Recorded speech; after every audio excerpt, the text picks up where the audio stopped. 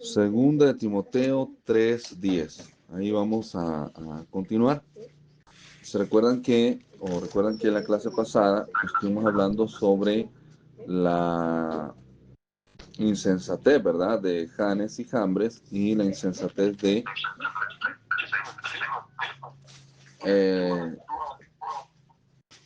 es el de Junior. Ahí está ya. Ok. La insensatez de Janes y Jambres y cómo eso afectó la vida de ellos, ¿verdad? Pero bueno, nos vamos ya al siguiente para ir adelantando. Estamos en la segunda de Timoteo 3:10. El versículo 10 dice, pero tú, aquí tenemos a Pablo, ¿verdad? Pablo hablándole a Timoteo y le dice, pero tú has seguido mi doctrina, conducta, propósito, fe, longanimidad, amor, paciencia. Bueno, vamos a ir uno por uno, vamos a ir leyendo para que sepamos en realidad qué es lo que le está diciendo, ¿verdad? Porque uno muchas veces solamente lee y no analiza, ¿verdad? No digiere lo que el hombre, lo que Pablo le está diciendo aquí a Timoteo. Fíjense que vivimos tal vez en un tiempo en el cual hemos dejado de escuchar, hemos dejado de poner atención y de entender lo que estamos leyendo o lo que se nos está diciendo. Probablemente eh, por el estilo de vida que se vive en estos tiempos, ¿verdad? Que todo es bien rápido, que usted pide una cosa por internet y al siguiente día o a los 2, 3 días ya lo tiene. Entonces, en aquellos tiempos era diferente a como es ahora, porque esta carta que recibió Timoteo, no crea usted que la recibió, digamos, se la enviaron ahora y la recibió mañana. No, yo no sé quién de aquí del grupo alguna vez, levanta su manita, alguna vez envió una carta. Valeria, sí. Y eso es algo que ya prácticamente se ha perdido. Pero ¿se recuerda usted que antes uno se comunicaba con familiares, con amigos, con amistades, con un vecino por medio de una carta? Y no era algo así que la enviaba usted y ya la recibía mañana.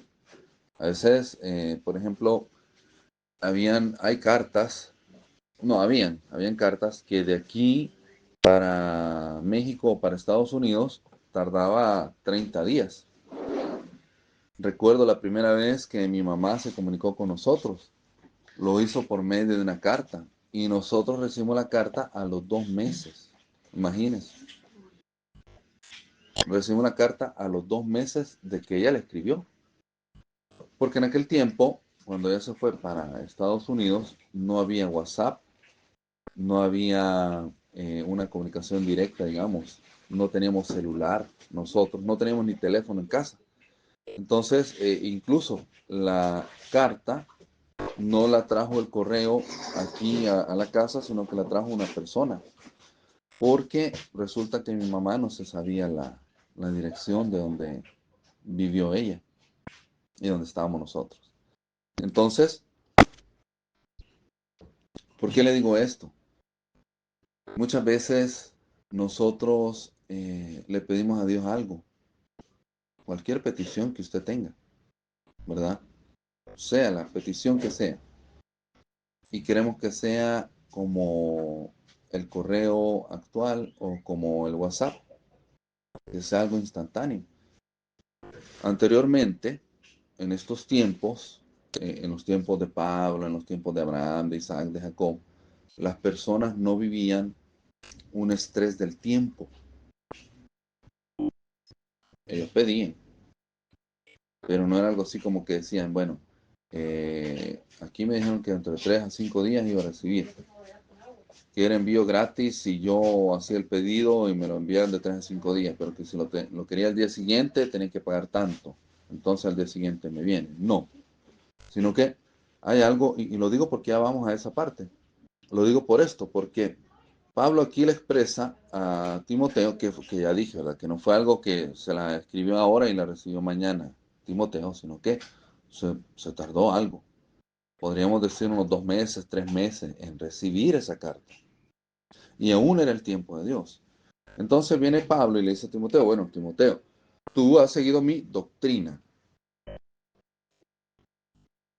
Existen, mis amados, en este tiempo y en aquel tiempo, diferentes doctrinas.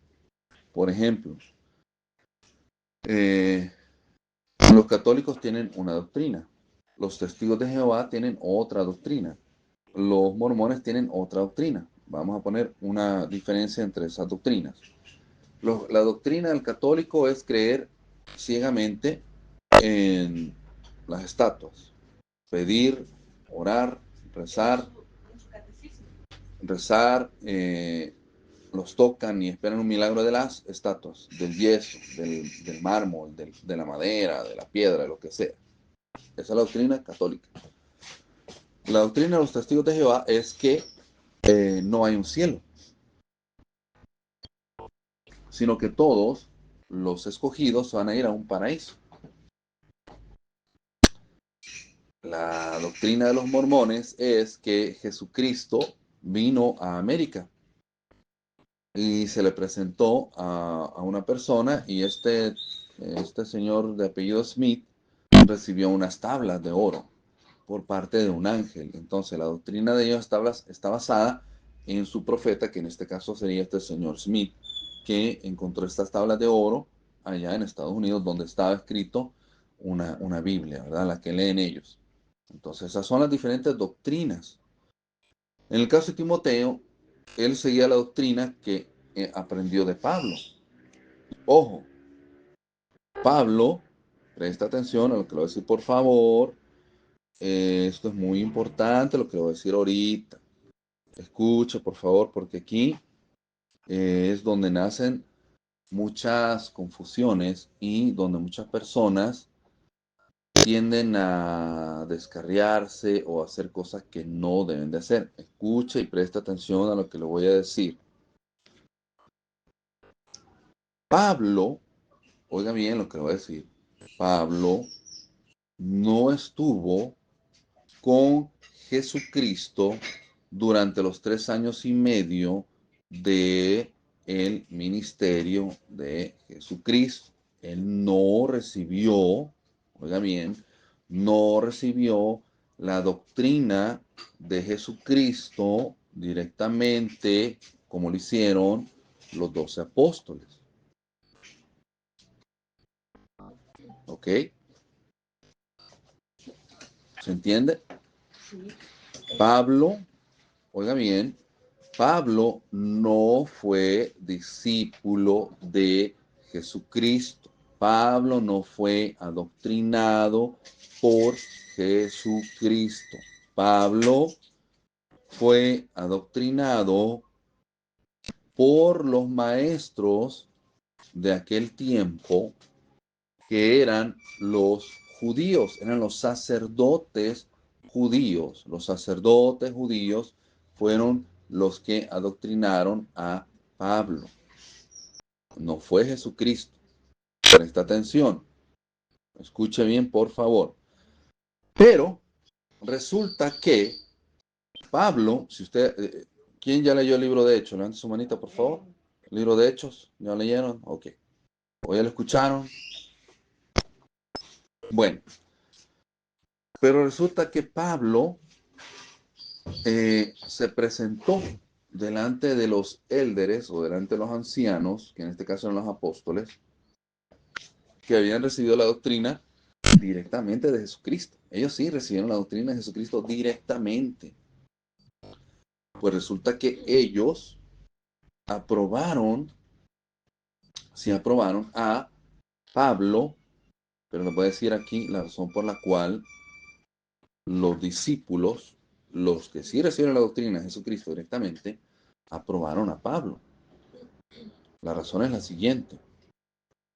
Quien dio la doctrina a Jesucristo Y a los 12 apóstoles fue Espíritu Santo.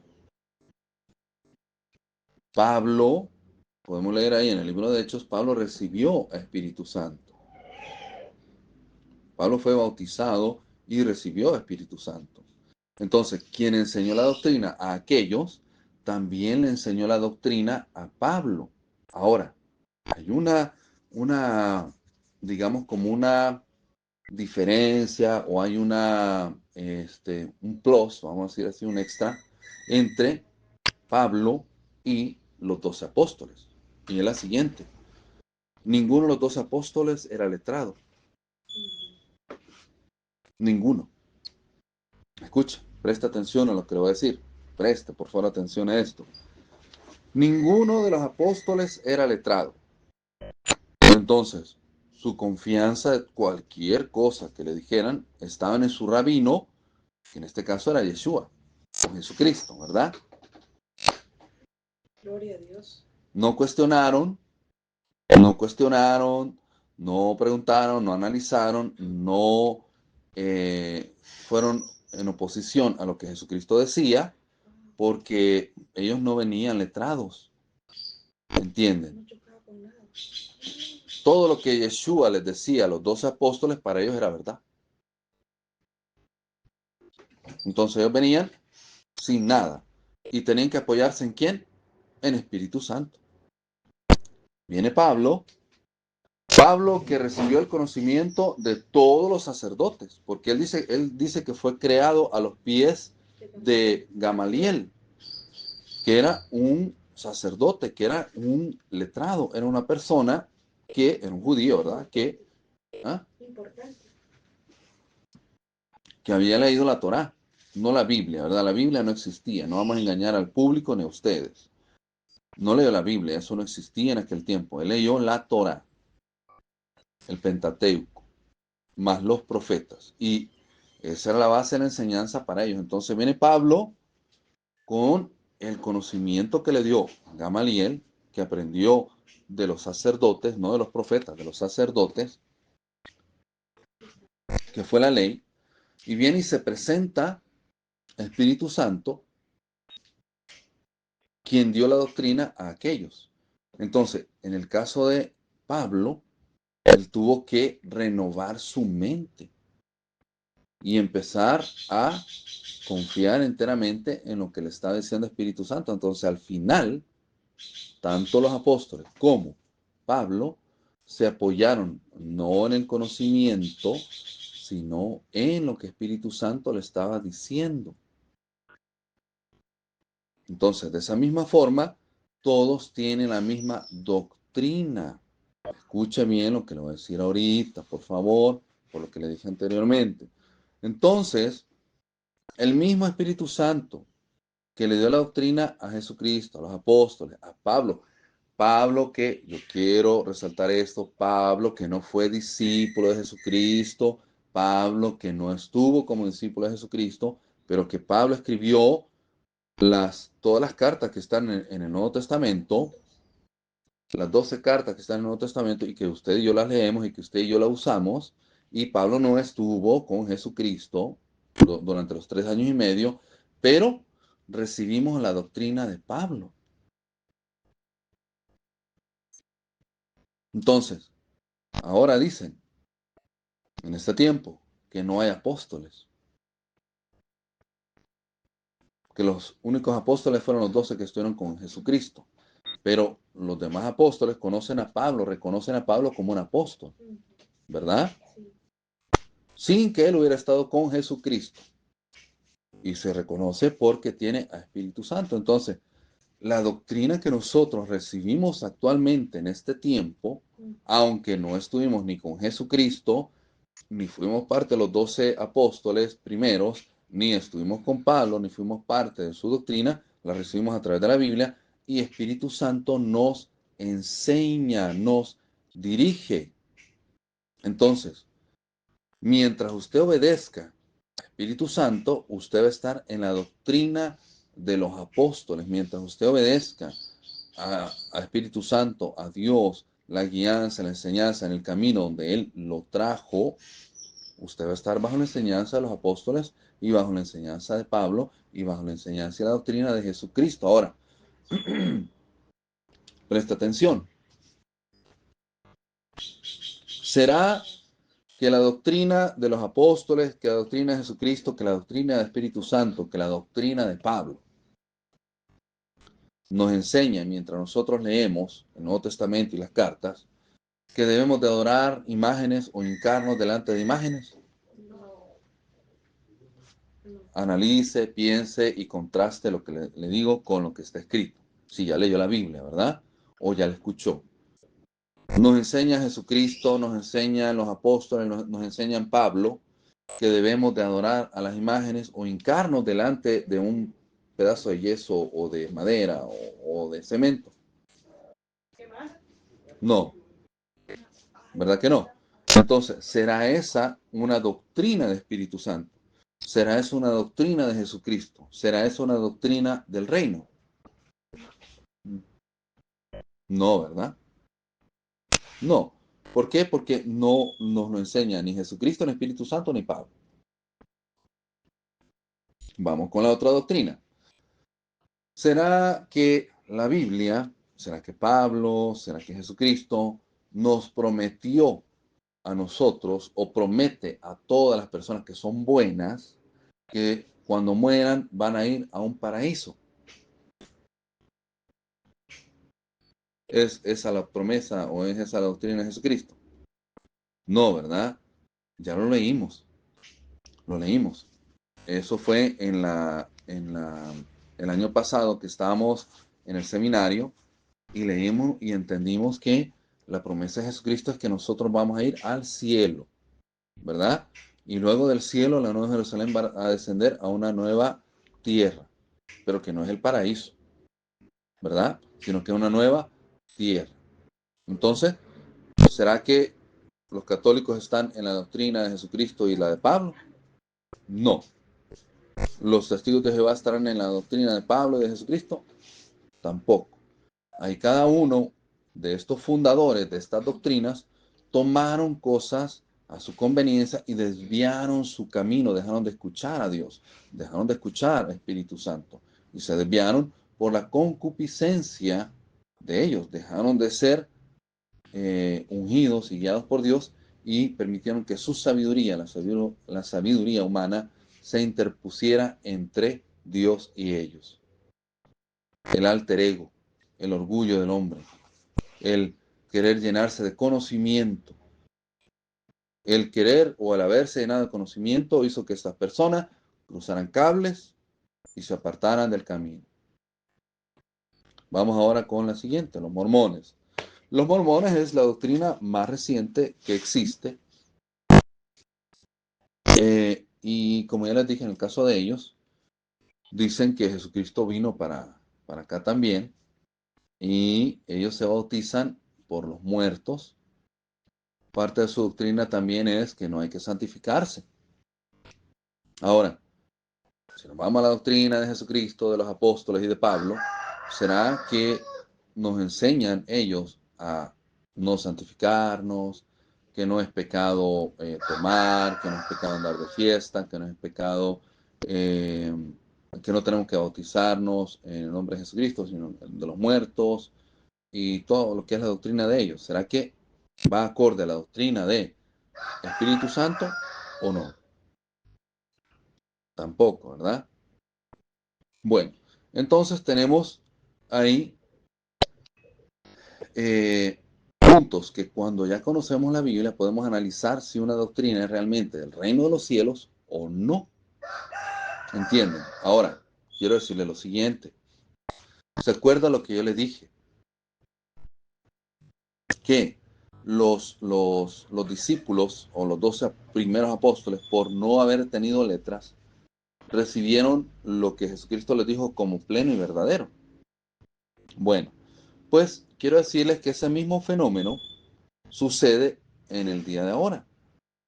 Si usted nunca leyó la Biblia, escuche bien, si usted nunca leyó la Biblia, le dio miedo o le dio pereza o lo que sea, o nunca ni siquiera se imaginó que había un libro para leer y se le acerca un grupo de mormones, y lo duermen, ¿verdad? Lo convencen de que vaya donde ellos.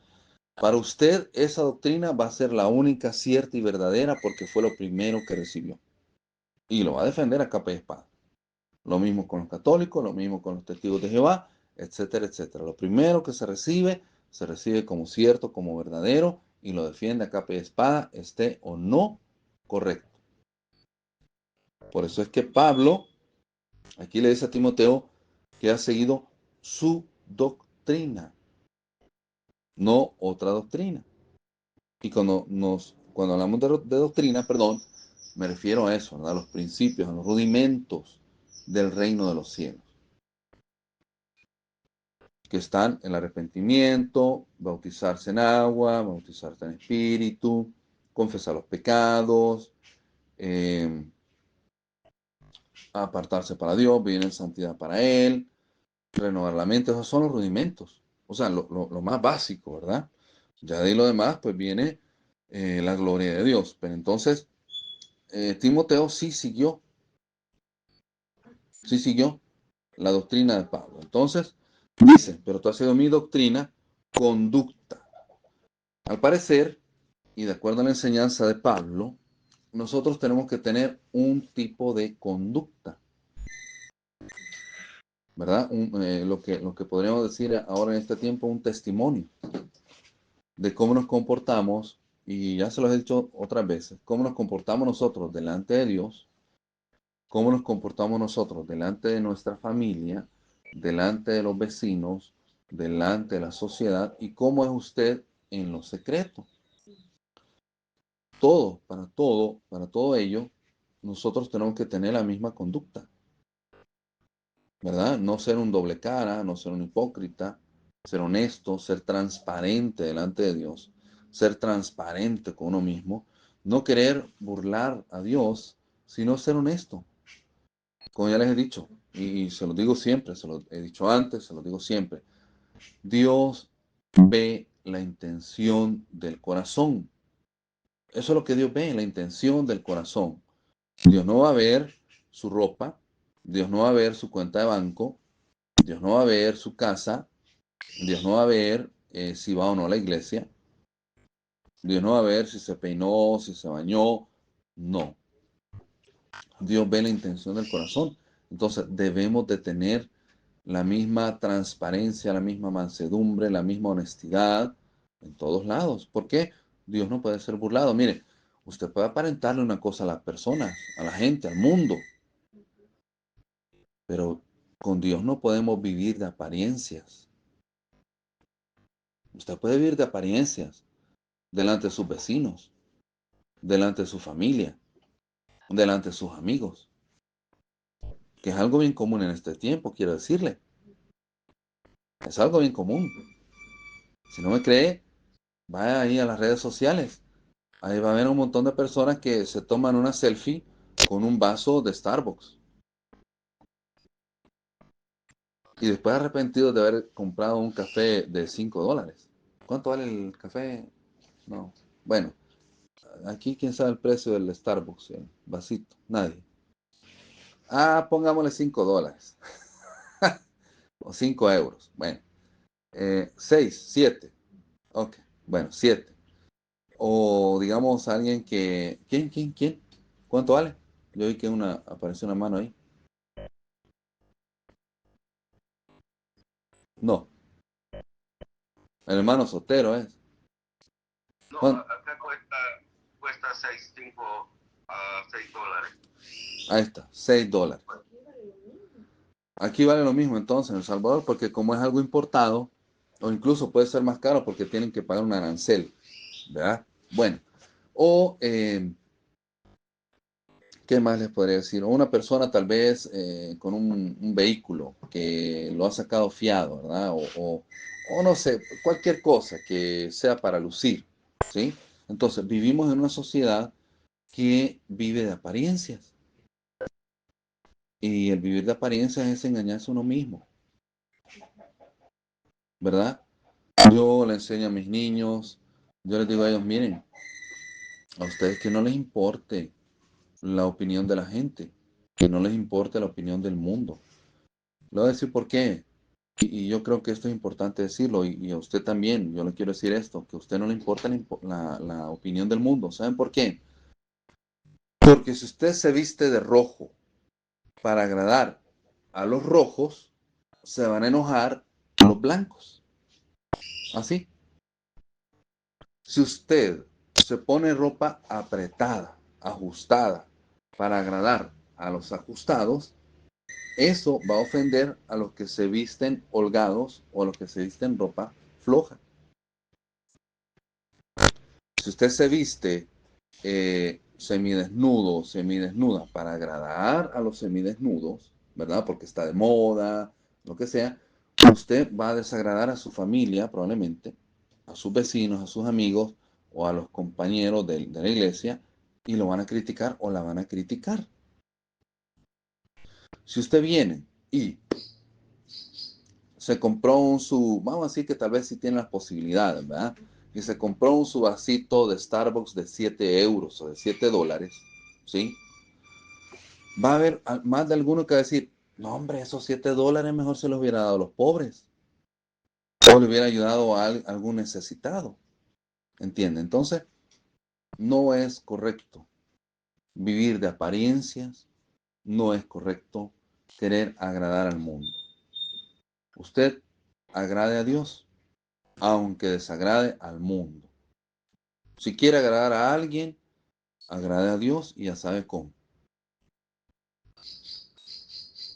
Obedeciendo, mansedumbre, santificando, adorando, viviendo recto delante de Él y viviendo recto delante del mundo. ¿Sabe por qué?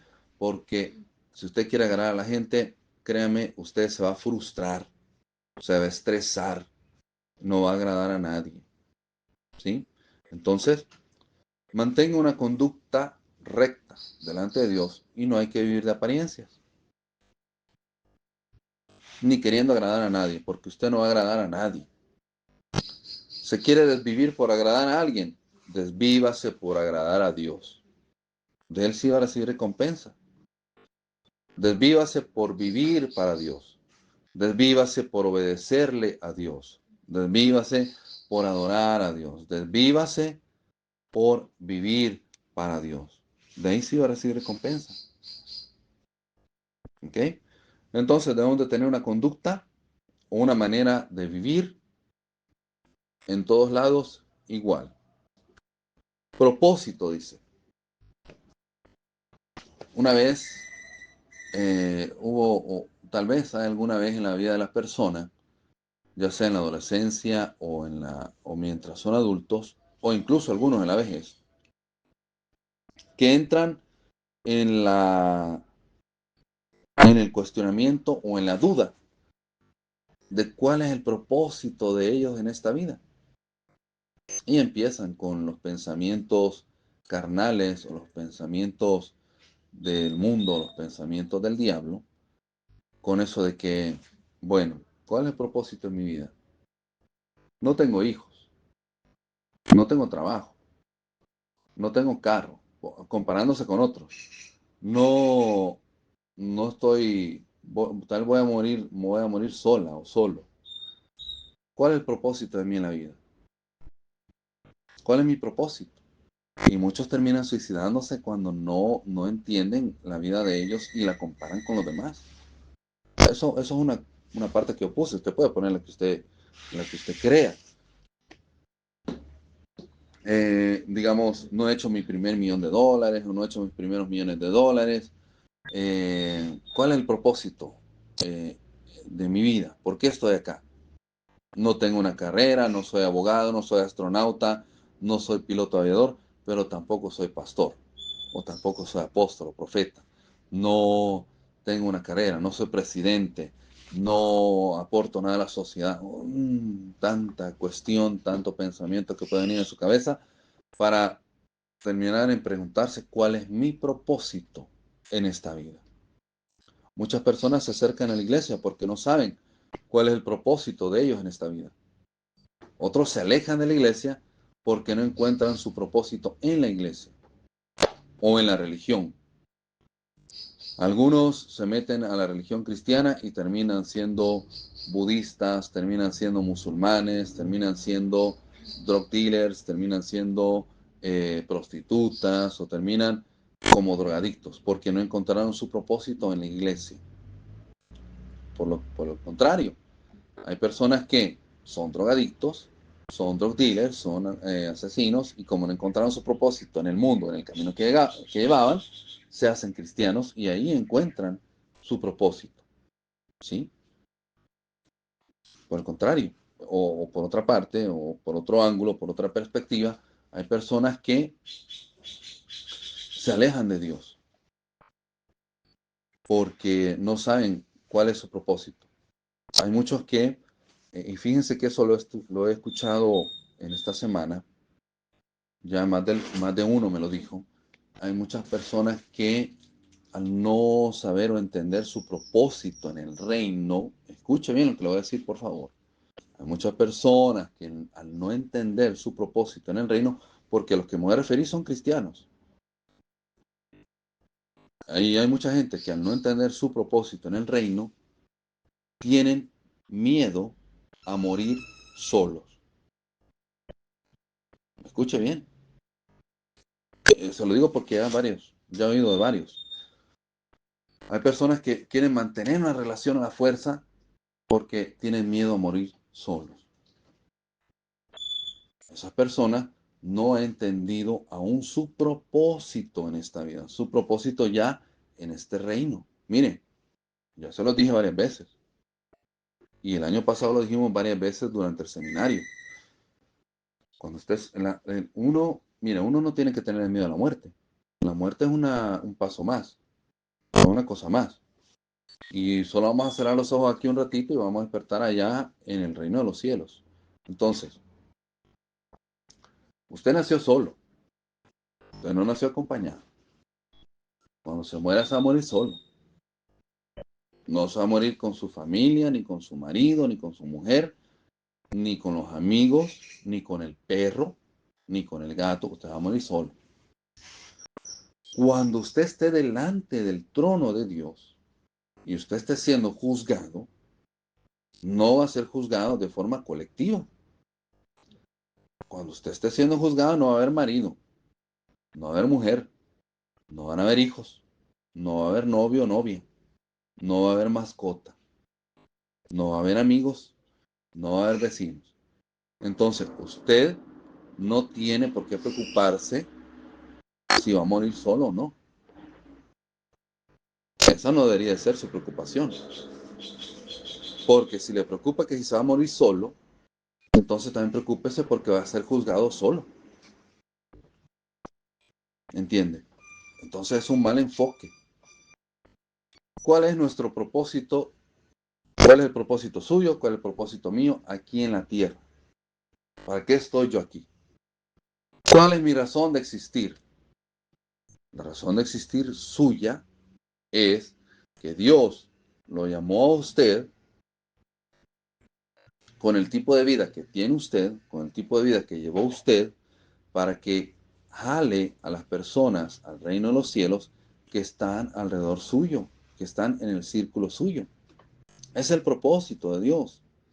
Es el propósito por el cual usted está aquí. Vivir para Dios. El propósito por el cual usted nació no fue para que usted acumulara riqueza, porque eso no sirve de nada. Puede, sí, pero no es el propósito. ¿Entiende?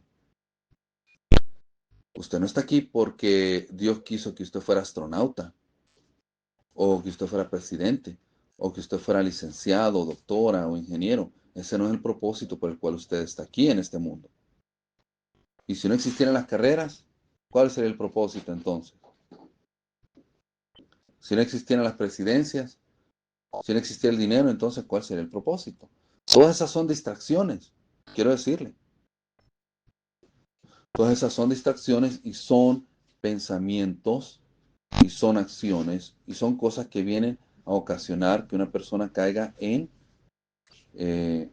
estrés, que caiga en depresión, que se confunda y que anden No sé si usted ha visto una foto de un hombre que va encima de un burrito y tiene una vara y en la punta de la vara tiene una zanahoria. Y el burrito va queriendo alcanzar la zanahoria y nunca la alcanza, poniéndole la zanahoria como propósito al animalito, mientras otro lo está cabalgando. Entonces hay personas que se han muerto queriendo alcanzar un propósito,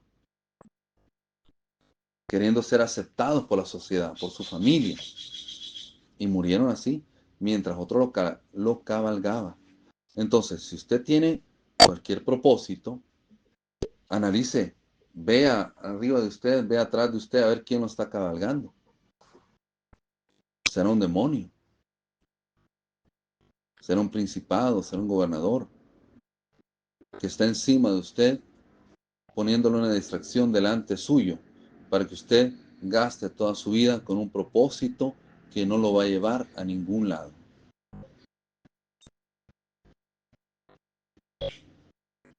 Su propósito no es ser millonario. Ya se puso pensativa encima. ¿No será que se está imaginando al animalito siguiendo la zanahoria? No,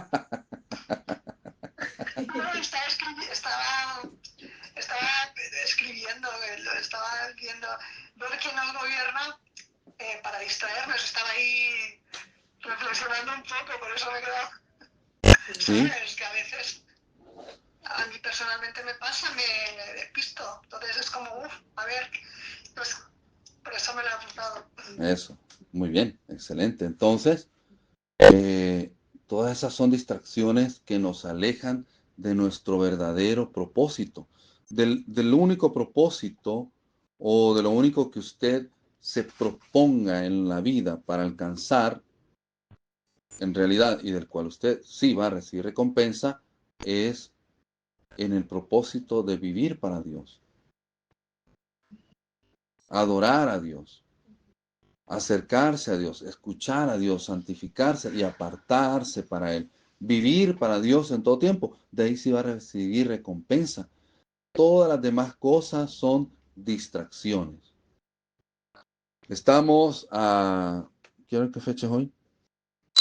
Hoy es 11 de enero y vea qué curioso cómo Dios nos para en esto de los propósitos, porque el año pasado, diciembre, hablando del calendario gregoriano, el año pasado, eh, muchas personas a final del año o el 31 de diciembre hicieron una promesa o crearon un propósito para el siguiente año. Vamos a decir un ejemplo, los que estaban obesos, adelgazar, los que tenían sobrepeso, perder peso, o ir al gimnasio. ¿Cuál es tu propósito? Eso es no sé si es algo cultural o a nivel mundial, pero aquí en El Salvador, pues, usted oye, ¿verdad? Usted, la gente ahí que dice, ¿cuál es tu propósito? ¿Ah? Le dicen, escríbelo. Ajá, dice Karina, le dicen que hay que escribir el propósito, o muchos verbalizarlo, ¿verdad? Y dicen, ¿cuál es tu propósito para el siguiente año? Ir al gimnasio. Mi propósito para el siguiente año, dejar de fumar. Mi propósito para el siguiente año, dejar la bebida. Cosas vanas, banalidades, cosas que no benefician ni lo van a llevar a ninguna parte, porque deja el cigarro, pero no deja el alcohol. Va al gimnasio, pero esa carne se la van a comer los gusanos, etcétera, etcétera. Cuando uno, si se quiere poner un propósito, pues, ¿cuál va a ser tu propósito para el siguiente año? Acercarme a Dios, vivir para Él. Es un propósito que sí vale la pena. Cualquier otra cosa son distracciones.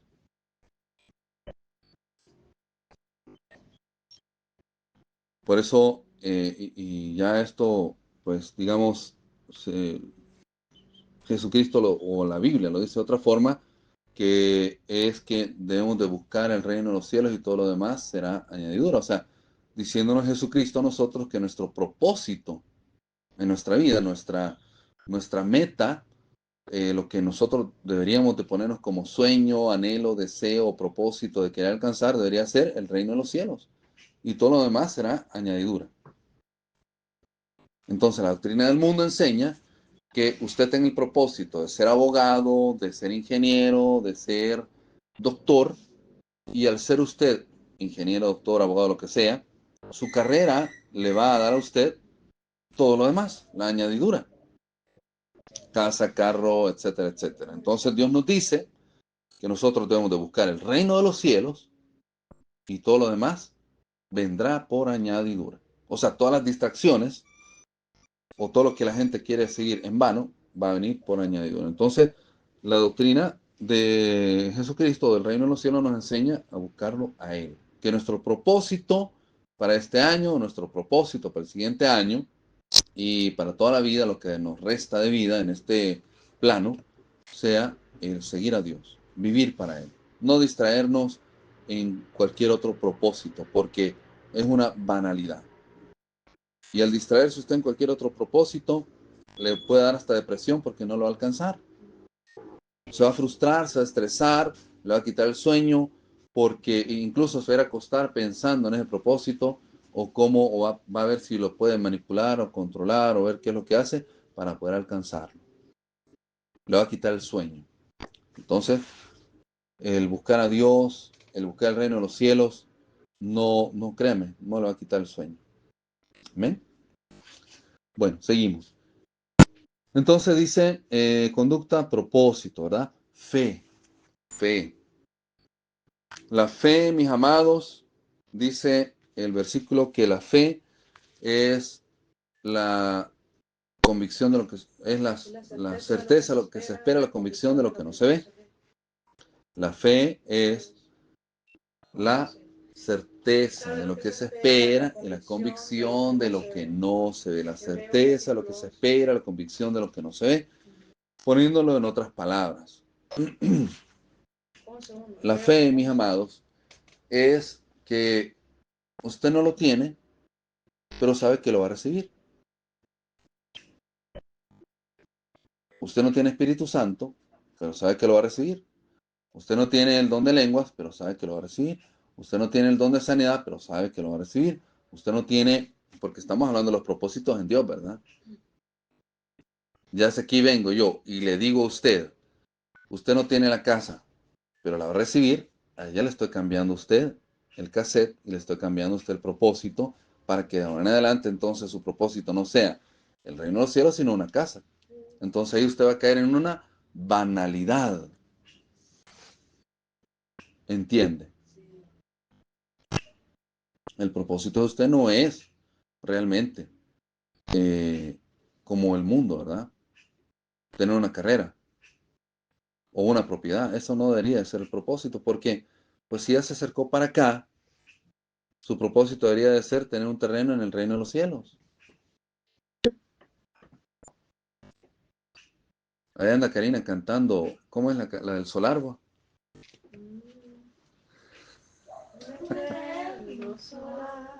Ahí anda Karina cantando, es que hay una cancioncita de los voceros de Cristo, que dice, hay una parte donde dice un eterno solar, que dice, gracias te doy Señor, hacete para acá y cantala, que ya, tanto que la dice, ya me estaba aprendiendo yo. Dice, gracias te doy Señor, por la paz que me das,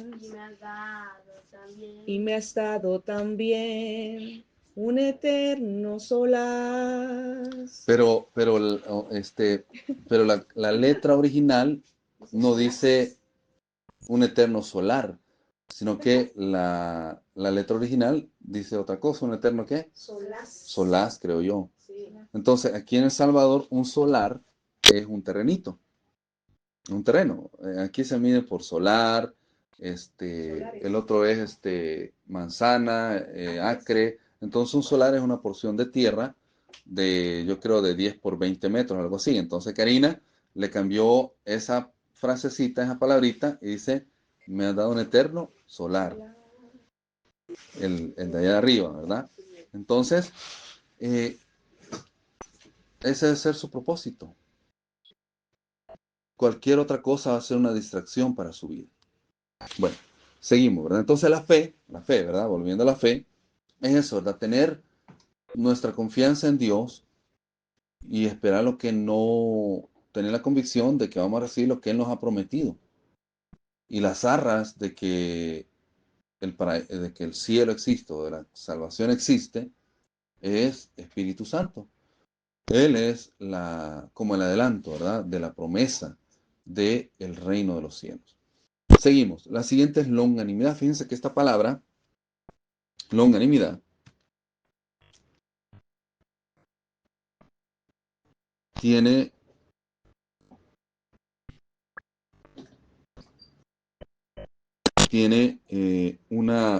varias similitudes o varias, digamos, traducciones en cuanto a lo que significa. Longanimidad, en inglés es long suffering, que sería como clemencia o como sería como generosidad, pero también, o aquí en el caso de Pablo, cuando él dice longanimidad, se refiere a la constancia de ánimo en las adversidades. Escuchen, yo quiero decirle que eso es un don. Eso es algo que no cualquiera lo tiene. Se lo voy a repetir otra vez. La longanimidad es la constancia de ánimo en las adversidades. Hay muchas personas que, vamos a decir, que son débiles de espíritu y que con la primera adversidad se les cae el mundo. Vamos a poner un ejemplo.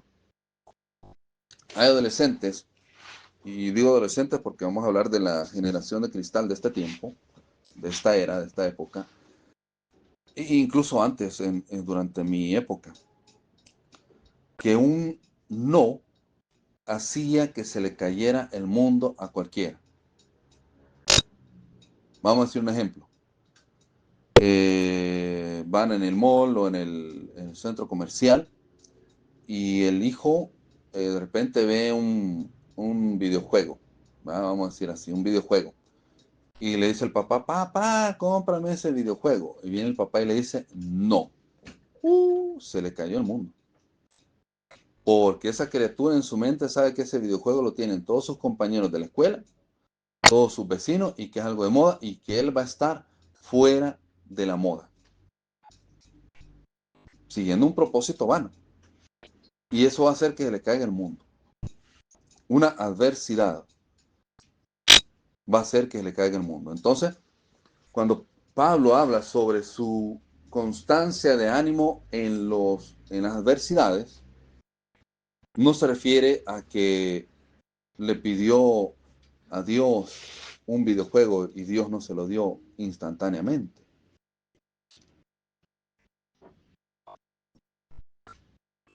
O una casita y Dios no se la dio instantáneamente. O un terrenito y Dios no se lo dio instantáneamente. O un esposo, una esposa. O cualquier petición que usted quiera, ¿verdad? Y Dios no se la dio instantáneamente. O nunca se la dio.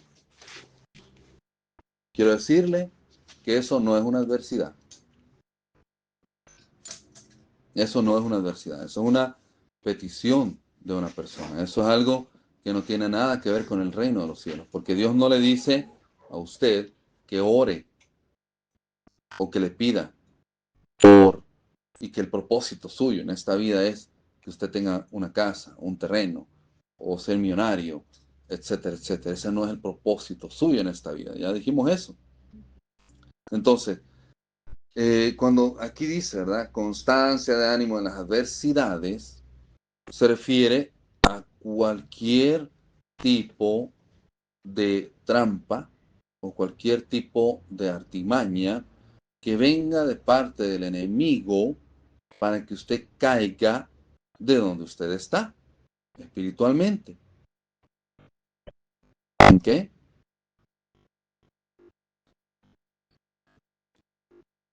Vamos a poner una bien facilita. La culpabilidad y la condenación es una adversidad para el creyente. Porque tanto la culpabilidad como la condenación lo aleja a usted de Dios. O sea, mire, Si usted quiere que su propósito de vida sea ser exitoso en este mundo, entonces aquí no está en el lugar correcto. ¿Sí entiende? Si el propósito de su vida es ser exitoso en el mundo, este no es el lugar correcto. Seguir a Jesucristo, vivir para Dios, no lo va a llevar a ser el político más exitoso del mundo, a ser el presidente más famoso del mundo, a ser el doctor, el mejor doctora o licenciado o abogado o ingeniero del mundo. No, eso no lo enseña la Biblia, eso no lo enseña el reino de los cielos. No fue el propósito de los apóstoles llegar a ser millonarios. No fue el propósito de Pablo llegar a ser millonario. ¿Sí entienden? No, que no le quite su paz el no tener los propósitos que el mundo le puso en su cabeza que debía tener. No se desenfoque del reino por causa de eso. ¿Sí entienden? Si su propósito es ser famoso, este no es el lugar. Aquí no es. Y así sucesivamente. O sea, cualquier propósito que el mundo haya puesto en su mente, en su corazón, aquí no lo va a recibir.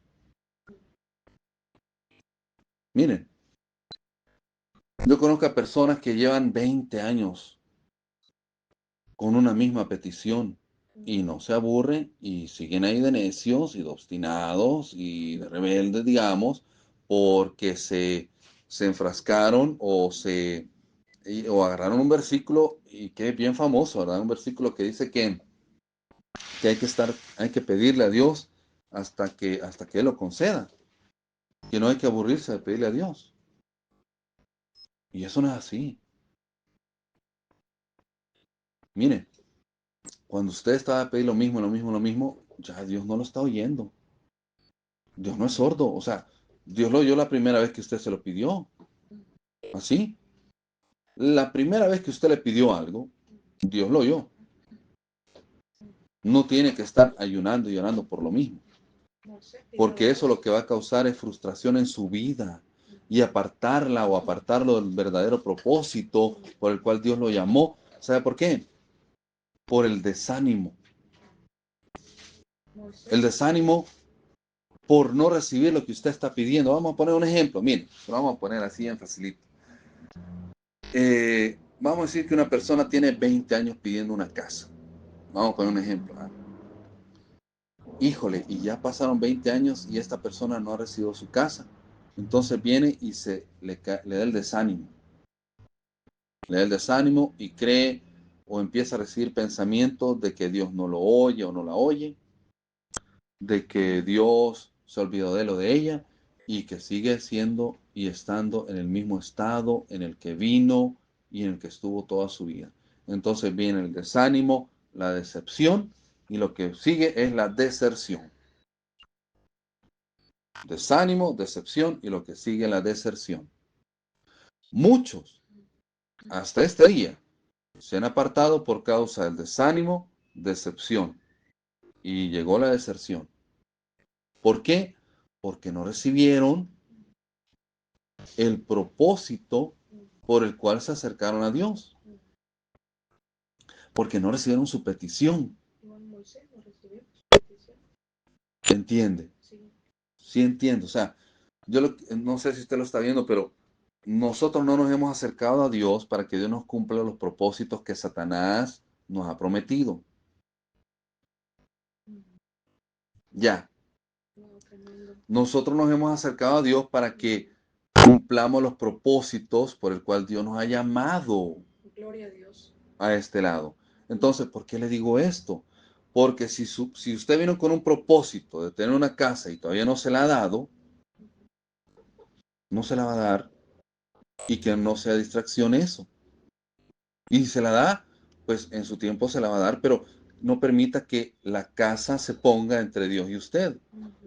O el empleo se ponga entre Dios y usted. O la profesión se ponga entre Dios y usted. O el dinero se ponga entre Dios y usted. O sea, que ningún propósito del mundo se interponga entre Dios y usted. ¿Entiende? Sí, amén.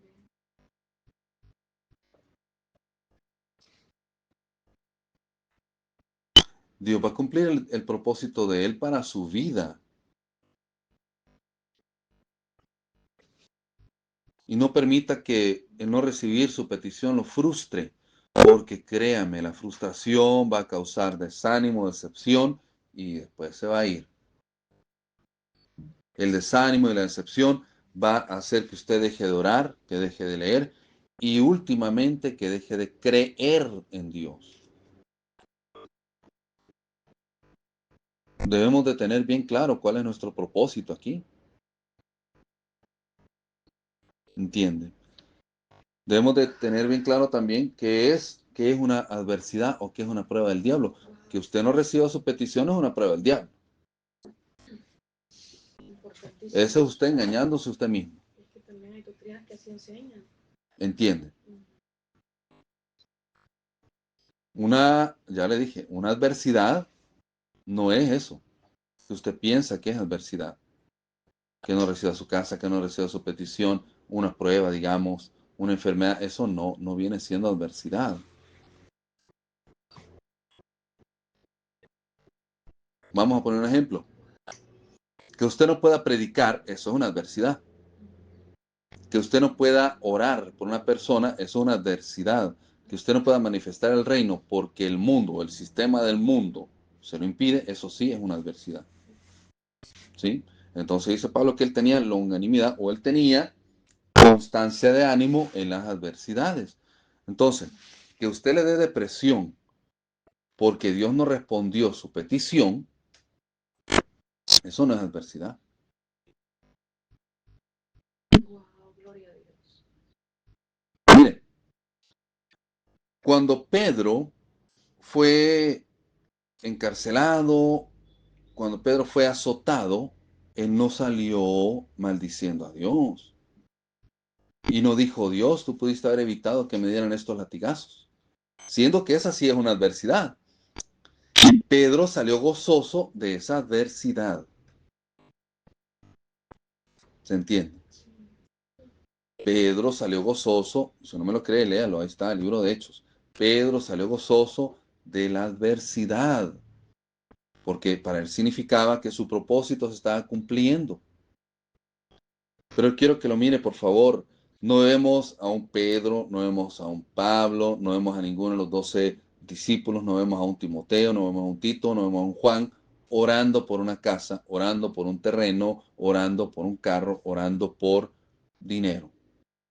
Levante su mano si usted ya lo ve en la Biblia, que ahí están ellos orando por terrenitos o por dinero o por carros o por joyas o por celulares o por el éxito de este mundo. Levante su mano si usted lo leyó y vamos al versículo. ¿Verdad que no está eso ahí? Entonces no confundamos los propósitos del mundo con los propósitos de Dios.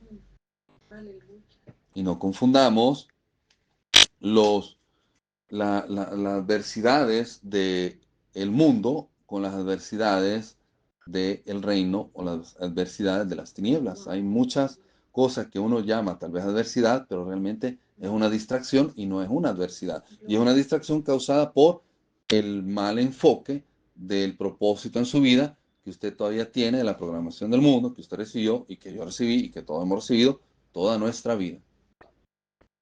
Por eso hay que renovar el cassette.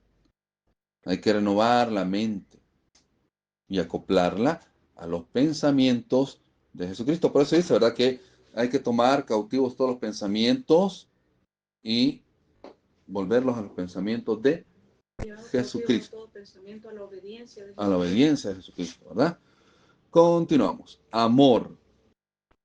El siguiente, aquí cuando dice amor, fíjense que hay una diferencia entre el amor del mundo y el amor de Dios, o el amor fraterno entre hermanos.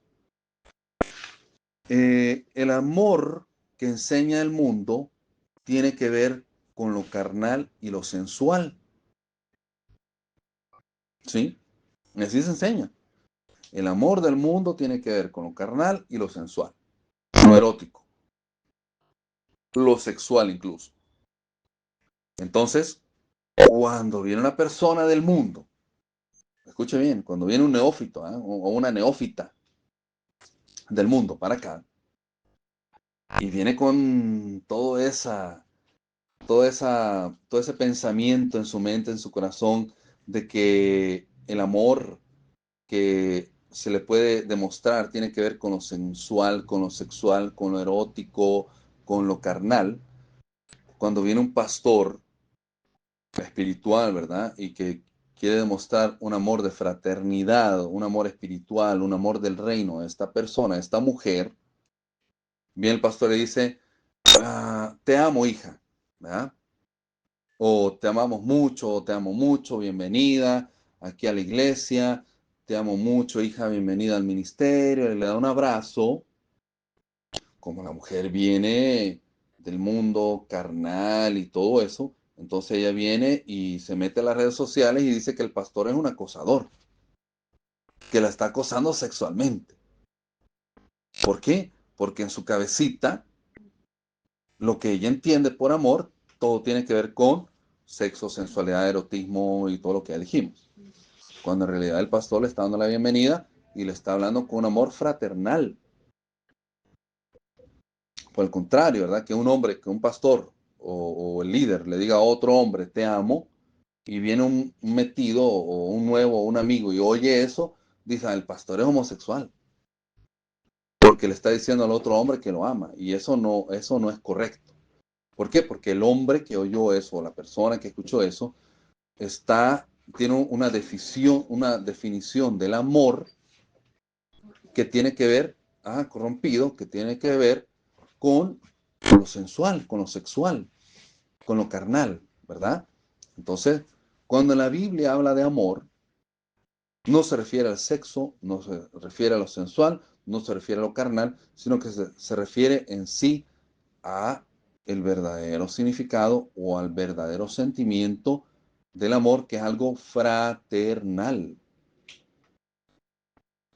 Entonces, eso es algo que, como las personas vienen del mundo, tienden a confundirse, ¿verdad? Pero tampoco se le puede decir a una persona, te quiero, porque ahí también causa confusión. Entonces, eh, cuando un pastor o un líder o alguien espiritual, ¿verdad?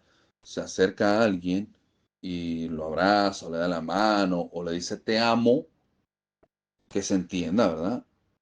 Que se entienda que es un amor del reino, un amor fraternal, un amor sincero, ¿verdad? No es un amor que tiene que ver con lo sexual, lo sensual, lo carnal o lo erótico o lo meramente mundano, ¿verdad? O pagano, que tiene que ver con un interés sexual hacia la otra persona. No, no es así. Entonces, cuando yo le digo a Junior, Junior, te amo mucho, los amamos mucho, un abrazo a los niños, un abrazo a tus papás, es un amor fraternal. No es que haya un interés en él, ¿verdad? Como hombre o en sus niños, como niños. No es así. El mundo enfermo, el mundo podrido, pagano, va o puede malinterpretar ese afecto fraternal. O cuando le diga Encina, Encina, te amo mucho, te amamos mucho, un abrazo, cuídate, etcétera, etcétera.